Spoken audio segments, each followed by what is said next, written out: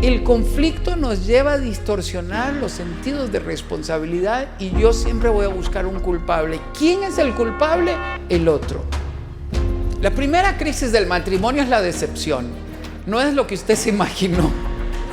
La segunda crisis que va a venir es el distanciamiento cuando vienen los retos, las dificultades. Nacen los niños, hay que pagar la casa, hay que correr a la escuela, hay que correr para allá. Nace el segundo niño, estamos comprándolo. Alguien le dice, qué linda que está usted, señora. O alguien le dice, qué guapo que está usted. Y usted había dejado de sentir eso que le despierta afuera porque estábamos muy ocupados construyendo todo en casa. Eso es una fantasía. Tiene que recordar que la novedad excita, pero oculta imperfecciones. Oculta el destino de dolor, de muerte. Deje de estar fantaseando con la otra. ¿Cómo hubiera sido si yo me hubiera casado con...? Estuviera en el mismo lugar. No puede fantasear, no puede abrir la puerta. Y uno tiene que aprender de otros. Siempre me preguntan los que se quieren casar, ¿qué consejo me dan? Y yo siempre les digo, busquen un matrimonio que admiran, que hayan pasado varias etapas de matrimonio y que ustedes siéntense con ellos y aprendan. Pregunte cómo lo han logrado, cómo lo han hecho. No existe una relación perfecta. Los matrimonios pasamos por diferentes etapas. Y vamos a tomar hoy de ejemplo el matrimonio de Abraham y Sara. Y vamos a preguntarle a Abraham y a Sara cómo lo hicieron, cómo enfrentaron las crisis, qué fue lo que ellos vivieron. Vamos a ver a Abraham cómo Dios lo llama, cómo lo invita a ir a una aventura de fe. Esto le convierte en el padre de la fe, en el amigo de Dios. Y es nuestro principal patriarca en el pueblo judío y de ahí viene toda una historia. Pero esta historia tiene sus bemoles, tiene sus retos, sus dificultades. Ellos vivieron sus retos, sus dificultades. Vamos a permitirnos meternos en la vida de ellos para aprender. Cuando usted vea los personajes bíblicos, usted tiene que verlos como seres humanos, como usted y como yo, que pasaron cosas buenas y cosas difíciles. Y este espejo nos va a ayudar a aprender de la experiencia de ellos. Cierre sus ojos. Padre, danos el corazón de un discípulo. Permítenos, Señor, tener un corazón abierto para recibir de ti lo que quieres ministrarme a mí, a cada uno de nosotros. Transfórmame, Dios mío, a tu imagen y ayúdanos a seguir creciendo en esta arte de amar en el matrimonio, en el nombre de Jesús. Amén. Amén. Muy bien. Vamos a Génesis 12, 1 y 2. El Señor le dijo a Abraham, deja tu tierra, deja tus parientes, la casa de tu padre y ve a la tierra que te mostraré. Hay un futuro no revelado totalmente. Sigue siendo siempre el futuro un misterio, pero Dios nos invita a caminar con Él, a ir con Él, a ir a la aventura de amar. Igualmente en el matrimonio, usted comenzó con una ilusión, con una alegría, con una idea en su mente, pero la realidad va a enfrentarnos a diferentes dificultades y estas deben ser superadas. Dios le promete, haré de ti una nación grande y te bendeciré. En Génesis 12:7 dice, allí el Señor se le apareció a Abraham y le dijo, yo daré esta tierra a tu descendencia. Una de las razones principales por las que nos hemos casado es para dejar a nuestra descendencia, a nuestros hijos en un mejor lugar, para construir una mejor sociedad. Cuando yo veo a Abraham que sale con su familia, sale para cumplir el primer mandamiento de dejar a padre y madre para construir su propia familia. Una familia libre, soberana e independiente. Eso no es fácil, es una gran aventura. Cuando yo me iba a casar, mi mamá me dijo, ese salario que ganas no te va a alcanzar, venite a vivir a la casa. A mí me pareció súper cómodo. Entonces yo me llevé a Helen a vivir a la casa de mis papás. Vivíamos en la provincia, pero ellos nos habían construido una casa en la ciudad a los que estudiábamos. Y entonces era una casa donde casi no había nadie. Ahí casi no vive nadie, dijo mamá. Entonces yo me fui, vinimos de luna de miel y mis papás comenzaron a venir cada fin de semana. Mi hermana, que vivía en Minnesota, regresó a Costa Rica. Mi otro hermano, que tenía que terminar la carrera, ahora estaba en la casa. La casa estaba llena, yo estaba feliz. Helen estaba asustada, rara. Esto es raro, ahora tengo otros señores que me mandan como mis papás. Mis papás llegaban y decían, levántense, vamos a hacer tal cosa, hoy vamos a hacer tal cosa, como el patriarca, ¿no? El pater familia, y todos obedecíamos. A mí me parecía un rol natural. Hasta que un día mi hermana entra a la habitación sin tocar la puerta. Helen y yo estábamos acostados, le digo, tenés que tocar la puerta. Y me dice, no, los hermanos no tocan, dice. Y ahí yo comencé a entender que yo me había casado y que yo tenía que tomar una decisión. Lo primero que Dios hace con Abraham es sacarlo de la comodidad, de la casa del papá, de Harán, de la riqueza, para ir a una aventura nueva, a una aventura de fe, a una aventura donde ellos iban a construir su propia realidad. Salimos con la promesa, salimos con sueños, con alegría. Nos mueve a la acción. Salió ilusionado, lleno de fe, con gran determinación. Así inicia el matrimonio. Nos estamos conociendo, todo es nuevo. El espíritu de conquista está a flor de piel. Somos complacientes. El enamoramiento llena el ambiente porque estamos ilusionados. Estamos llenos de ilusión. Es fácil soñar. Hablamos de lo que queremos, hablamos de lo que soñamos, pero no ha venido el calor de los retos y de las dificultades. ¿Cómo se construye un matrimonio? Observe cómo recorrió el camino Abraham y Sara. Génesis 12:9. Abraham siguió su viaje por etapas hasta llegar hasta la región del Negev. Por etapas, así se construye. Vamos construyendo nuestra vida de familia por etapas. El matrimonio se vive por etapas. Estas etapas nos permiten conocernos mejor, conocer carácter, hábitos, costumbres. El segundo elemento es que nos ayuda a aceptarnos. Esto es fundamental. En esta primera etapa de comenzar a caminar juntos, al conocernos, yo tengo que aceptar a mi cónyuge en su temperamento, en su manera de ser. Y esto nos ayuda también a soltar el pasado. Las primeras cosas que Helen y yo enfrentábamos era ¿cómo se hace? ¿No? Por ejemplo, yo venía del campo, ella de la ciudad. Entonces un día yo le silbé. La estaba llamando. Entonces yo le silbé. Ella parece roja y muy seria. Dice, ¿me silbaste?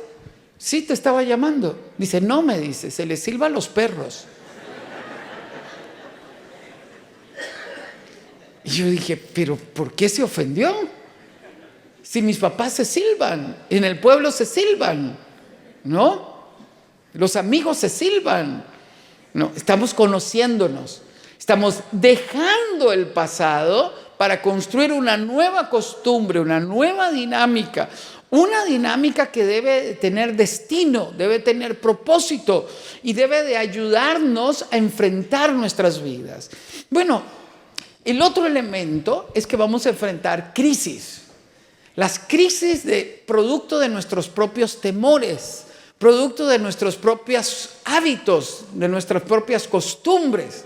Vamos a ver algunas de las crisis de Abraham y Sara. Usted va a reírse algunas de ellas. Génesis 12, ahí mismo comenzando el viaje, llegan a Egipto y entonces Abraham le afloran los temores y en el verso 10 dice, en ese momento hubo una gran hambre en aquella región y Abraham se fue a vivir a Egipto. Cuando estaba por entrar a Egipto, dijo a su esposa Sarai, yo sé que eres una mujer muy hermosa. Estoy seguro de que cuando vean los egipcios te vean, dirán, es su esposa. Entonces a mí me matarán Ya se suicidó él solito. A ti te dejarán con vida. Por favor, di que eres mi hermana para que gracias a ti me vaya bien a mí y me dejen vivir. Investigando me doy cuenta de que efectivamente la mitad era verdad, porque eran hijos del mismo padre, de diferente mamá. Entonces, Abraham no estaba mintiendo totalmente, pero somos las dos cosas. Estamos casados y somos medios hermanos. 2 veces Abraham niega a Sara, 2 veces, por su belleza. La pregunta que surge aquí es, ¿cuál es el origen de este conflicto? ¿El temor? ¿Acaso Dios no le prometió descendencia? ¿Acaso Dios no le prometió guardarlo? ¿Acaso Dios no le prometió ir con él? A pesar de las promesas, de la ilusión, de la alegría, de todo lo que nosotros tenemos, a pesar de que hayamos crecido en iglesia, nuestros temores, nuestros hábitos nos pueden jugar una mala pasada y vamos a enfrentar a momentos como estos donde nos vamos a equivocar. Abraham metió la pata.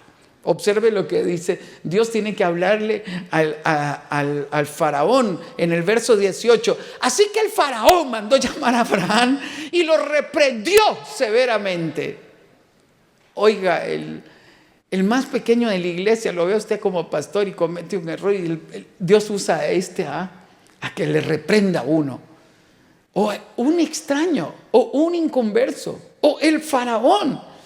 ¿Por qué? ¿Qué has hecho?, preguntó. ¿Por qué me dijiste que era tu esposa?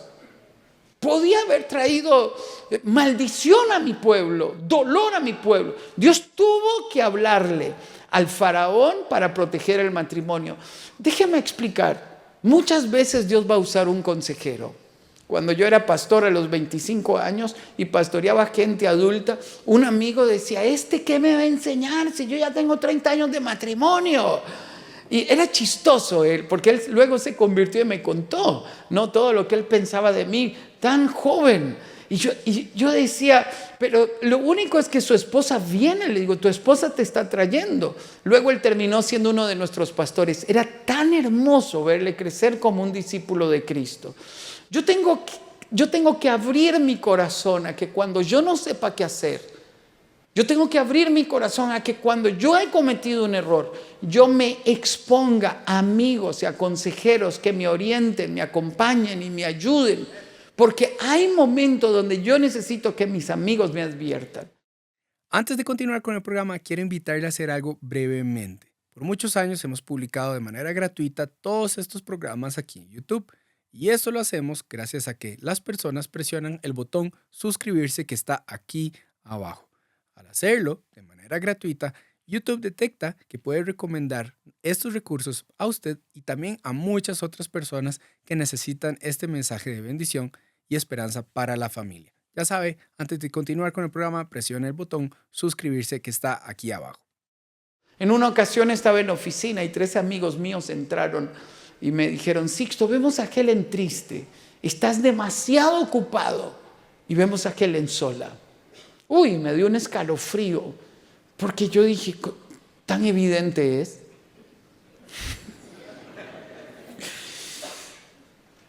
Y yo fui a casa y hablé con mi esposa. Y estos momentos los he vivido varias veces, donde he tenido amigos que vienen a salvar mi matrimonio. Y que me han dicho, Sixto, vemos esto. Puede ser mi esposa.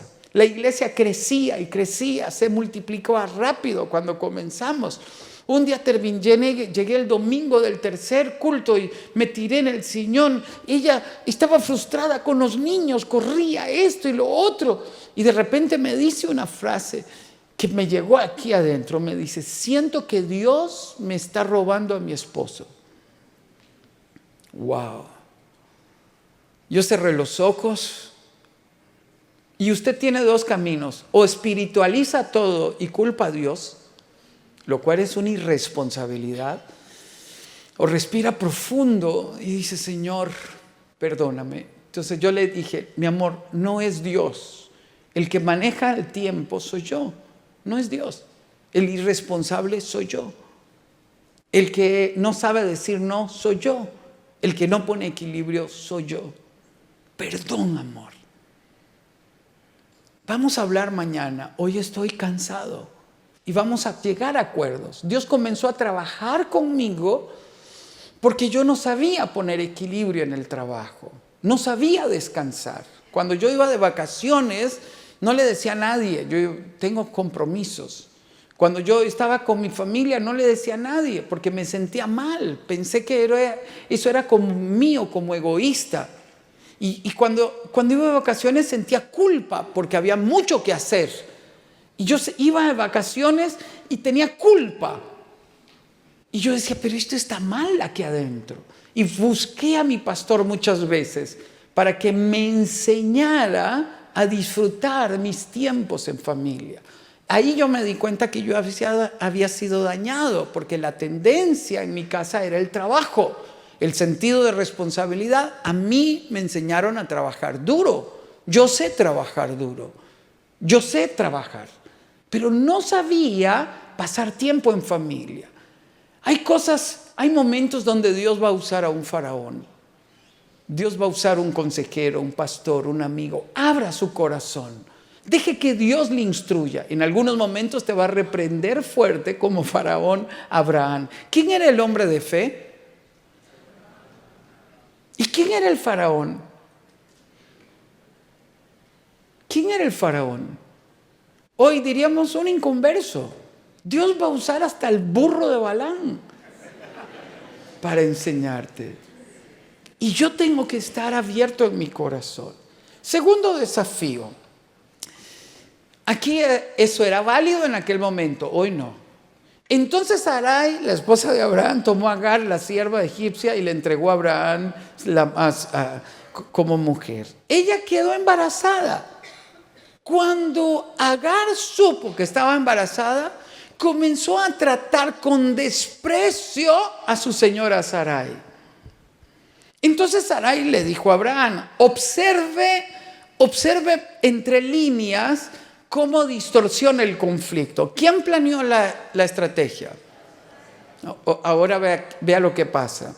Todo esto es culpa tuya. Siempre tiene que haber un culpable. ¿Quién es el culpable? El otro.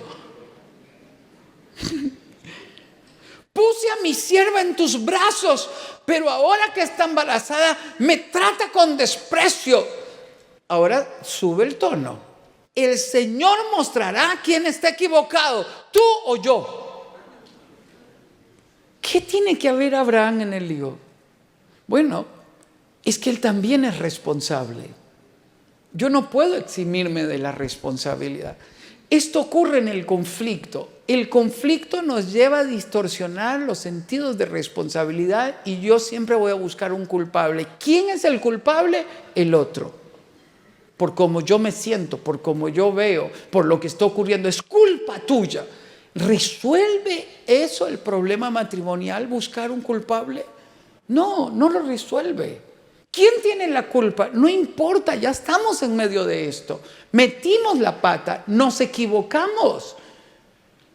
El destino que Dios tiene para nosotros, este destino no tiene atajos. No hay atajos. Hay que pagar el precio de esperar el cumplimiento de la promesa.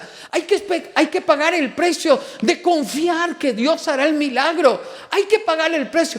Yo voy a desgastarme si estoy culpándote, si estoy hiriéndote, si estoy lastimándote. Esto es recurrente. Observe el tercer conflicto. Sara quedó embarazada, nace Isaac, y aquí viene el tercer conflicto. Sara se dio cuenta de que el hijo de Agar se burlaba de Isaac. Por eso dijo Abraham, vea cómo escalamos los conflictos. Echa de aquí a esa esclava y a su hijo. El hijo de esa esclava jamás tendrá parte en la herencia con mi hijo Isaac. No, qué enojo. Pero no es que el hijo de la esclava iba a ser tu hijo y no. Nosotros muchas veces distorsionamos la realidad. La realidad nos juega una mala pasada, aunque lo hayamos planeado. No es perfecto. ¿Qué efecto tiene en el corazón de Abraham? Esto angustió mucho a Abraham porque se trataba de su propio hijo. Esto ocurre en familias reconstruidas. Ahora están tus hijos, mis hijos y los nuestros. ¿Cómo nos tratamos? Es fácil que estos líos puedan ocurrir ahí. Entonces yo tengo que tener el cuidado de detenerme para aprender. En la crisis, la crítica constante nos desgasta. Si yo critico, humillo, la tendencia es criticar, culpar, avergonzar. Pero si yo aprendo a crecer en medio de la crisis, si yo maduro y aprendo a interpretarlo correctamente, esta relación se fortalece. Nosotros tenemos que cambiar a tiempo y nosotros tenemos que darnos la oportunidad de aprender en las crisis que vienen en las diferentes etapas. En la primera etapa, por ejemplo, de la luna de miel, puede venir la crisis de la decepción.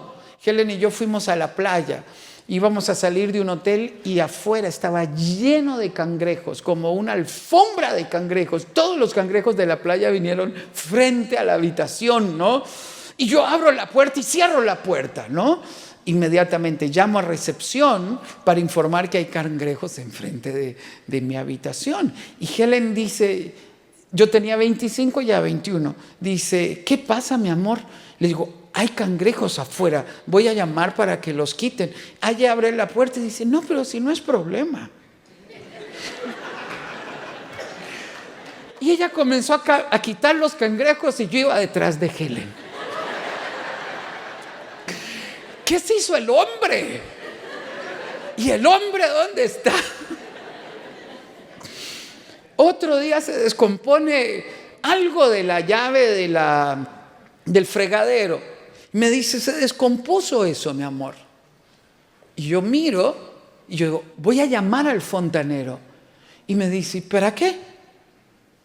Nosotros podemos arreglarlo. Yo creo que sí, pero yo nunca he tocado esas cosas. Le digo, no, yo creo que voy a descomponerlo si lo... No, dice, pero si esto, pa, pum, pum, pa, ¿lo arregló?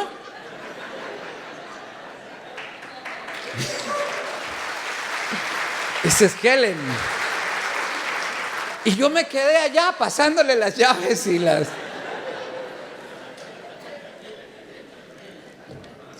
La primera crisis del matrimonio es la decepción. No es lo que usted se imaginó.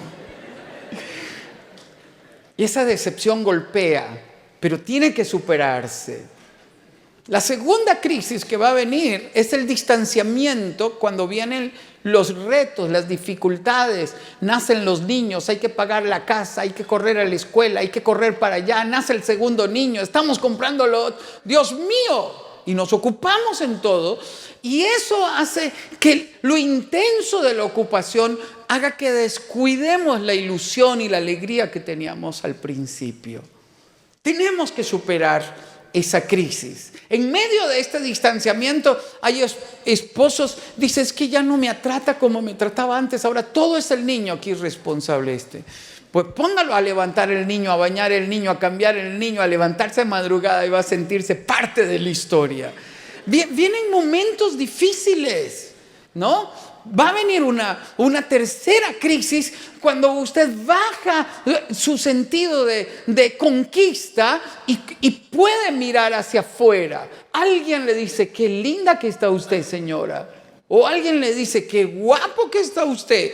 Y usted había dejado de sentir eso que le despierta afuera porque estábamos muy ocupados construyendo todo en casa. Eso es una fantasía. Tiene que recordar que la novedad excita, pero oculta imperfecciones. Oculta el destino de dolor, de muerte. ¿Sí? Entonces yo tengo que aprender a cerrar puertas para volver mi corazón a casa. Tengo que involucrarme, tengo que amar, tengo que trabajar con mi familia, ¿no? Entonces, esa fuerza de la costumbre puede llevarnos afuera, pero yo tengo que volver a casa. Van a venir crisis como las de Abraham y las de Sara. La crisis en el matrimonio surgen porque las obligaciones crecen. Nos acostumbramos a estar juntos y la inmadurez aflora. Esta es la oportunidad para crecer como discípulo de Cristo. para confrontar mi inmadurez, para confrontar mis reacciones emocionales.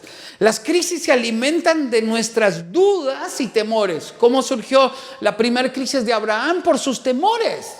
Entonces, no son para alimentar temores ni dudas, sino para confrontarlos. ¿Por qué tengo miedo? ¿Por qué creo que vamos a fracasar? ¿Por qué manipulo a mi esposa diciéndole, no, si no funciona nos divorciamos? ¿Quién te lo enseñó? ¿Por qué piensas que tu cónyuge está siendo infiel y andas revisando y viendo? Porque tu papá se fue con otra y ese temor inundó tu corazón. Ahora en el matrimonio tenemos que aprovechar que surgen esos temores, esas angustias, esas dudas, esas inseguridades para llevarlas al Señor y trabajarlas con Él. No lo va a resolver tu cónyuge, porque Dios está usando a tu cónyuge para aflorar esas cosas y que yo pueda trabajarlas. En las crisis surge la indiferencia y corremos el peligro de que la decepción nos distancie. Mire, cuando usted se sienta decepcionado de su esposa, está cansado, pasó una mala noche, está estresado. Pero uno tiene que entender que esos momentos emocionales pasan, o nos peleamos o nos disgustamos, o Sara y Abraham le dijo a Abraham, es tu culpa, y el otro pensó, ¿y de qué? ¿Culpa de qué? ¿Qué hice yo? Usted lo planeó.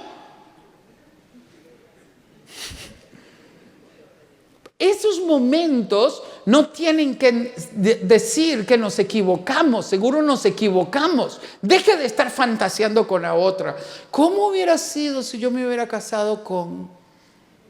Estuviera en el mismo lugar. No puede fantasear. No puede abrir la puerta a un Agar, a otra aventura. No, me hubiera tratado diferente. Estuviéramos en el mismo lugar.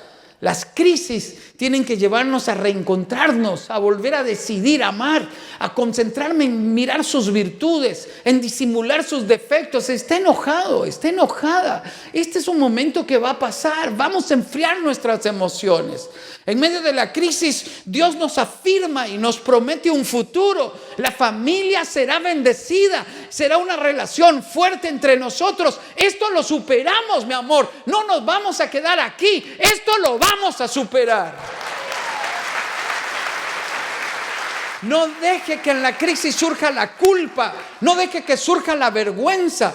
Los pleitos deben de terminar. No pueden ser cosas interminables. La desilusión, la recriminación y el distanciamiento deben dar paso a reencontrarnos. Es aquí cuando se corre el peligro de alimentar la idea del divorcio.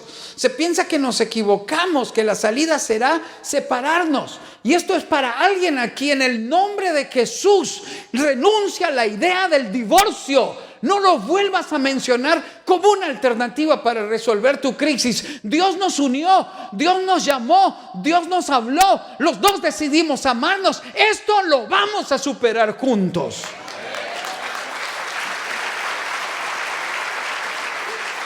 La crisis debe hacerme buscar a Dios. Cuando yo me iba a casar, un amigo me dijo, le digo, si tuvieras que darme un consejo, ¿qué me dirías? Él me mira y me dice, pasa el río, pasa siempre el río. Al otro lado del río caudaloso se ama de una manera que no se amaba de este lado. Siempre cruza el río. Y eso me quedó en la mente. Por eso nosotros tenemos que entender que hay que pasar el río, hay que superar la crisis, hay que pasar el momento. Al otro lado vamos a amar de una manera más profunda, más serena, más tranquila. Las crisis deben hacerme buscar a Dios para que nos guíe, nos oriente y nos afirme. No arriesgue los planes que Dios tiene para usted. Si Sara se hubiese decepcionado diciendo, me negaste como tu esposa, me expusiste al peligro, usted no me ama porque usted me negó como su esposa. Se hubiese terminado la historia, pero había futuro. Si usted no supera las crisis, no tiene futuro. Pero si usted supera las crisis, tiene futuro. Se cumplen los planes de Dios. Toda crisis debe ser superada. Aprendamos de la experiencia. ¿Qué nos pasó? ¿Qué nos faltó hablar? Por favor, hablemos de lo que estamos sintiendo, de lo que estamos pensando. La confianza entre nosotros debe crecer. A pesar de nuestras dudas, de nuestros errores, de nuestros hierros, de que te fallé, la confianza entre nosotros debe ser fuerte. La convicción de que Dios nos unió debe afirmar nuestra relación. Fue Dios el que nos unió. Cuando yo llego a la historia de José y de María, yo puedo encontrar de que estaba escrito en el cielo que ellos se unieran, porque tenían que ser descendiente de David, y José era descendiente de David. No era la elección de María nada más, era que el padre viniera del linaje de David. Por eso el ángel le dice: no temas recibir a María, porque lo que en ella hay del Espíritu Santo es. No temas, Dios nos unió. Si usted cree que usted está unido porque se enamoró, usted va a tener muchas crisis. Pero si usted entiende que usted decidió amar porque tuvo la convicción de que Dios nos unió, nada nos puede separar. Nunca permitamos que una crisis nos divida. En medio de la crisis, busque ayuda, busque el consejo, expóngase a Dios. Dígale: Dios, aquí estoy, ¿qué debo de hacer? ¿Cómo debo mejorar? En medio de una crisis, no se culpen. Eso nos roba la ilusión y la alegría de estar juntos. No nos recriminemos. ¿Por qué usted grita? ¿Por qué yo grito? ¿Por qué te hiero? ¿Por qué lastimo? Porque es una conducta aprendida y yo debo modificar eso porque hiero, porque lastimo. No se apresure en juzgar ni en criticar. La crítica hiere, nos hace sentir distantes. Enfría sus emociones cuando esté enojado. No hable enojado como Sara. No hable, es culpa tuya. Vamos a ver, Dios va a decir quién tiene razón, tú o yo. ¿Pero de qué, mi amor? Preguntaba Abraham: ¿de qué culpa? ¿De qué? ¿Razón de qué? ¿De qué me estás hablando? ¿Que hay un conflicto en casa? Pues dejemos de gritarnos. Pues pongamos las cosas en orden. Pero culparnos, avergonzarnos, no resuelve nada. Pregunte a su cónyuge qué siente, qué piensa. Esto nos acerca. Cuando estábamos construyendo nuestra casa, el constructor puso a alguien que no sabía pegar cerámicas. Entonces parecía una carretera con curvas. Era una cerámica que Helen había elegido, lógicamente. El constructor nos llama y dice: esa cerámica está mala, la compraron mal. Helen dijo: no la compramos mal, es correcta esa cerámica, pero es que tiene curvas. Sí, es porque está mal, la pegaron mal. Entonces el constructor dijo: pueden poner una alfombra. A un hombre una cerámica con curvas o recta le es igual.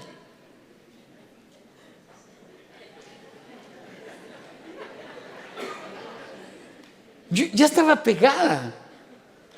Pero en ese momento la llave del llanto sale en Helen. Y ella se separa y llora. Y aquí el constructor, aquí Helen. Y yo en medio.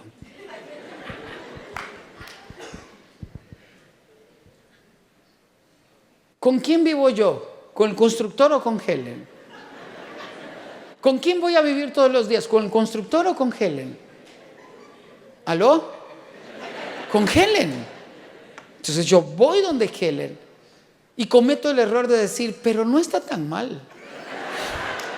Eso es como echarle sal a la herida, ¿no? ¿Cómo que no está tan mal? Está horrible, mi amor. Lo pegaron mal. Esa cerámica es cara. Yo la elegí bien. Esa cerámica está bien. ¿Qué quieres que hagamos? Hay que levantarla y volverla a pegar. Entonces yo vengo al constructor y le digo: hay que levantarla y volverla a pegar. Pues este bruto pone a la misma persona a pegar la cerámica. Y nos vuelve a llamar y dice: está mal la cerámica. ¿Usted usó el mismo pegador? Sí, el pegador está mal. Tiene que levantarla. En esos momentos yo tengo que elegir. En medio del conflicto, no, yo no elijo entre Agar y Sara. No, yo ya elegí. Es Sara. ¿Me explico? Es Sara. A ella tengo que escuchar, tengo que alimentar, tengo que fortalecer el vínculo. Con ella sigo, con ella voy. Usted ya eligió. Escúchele.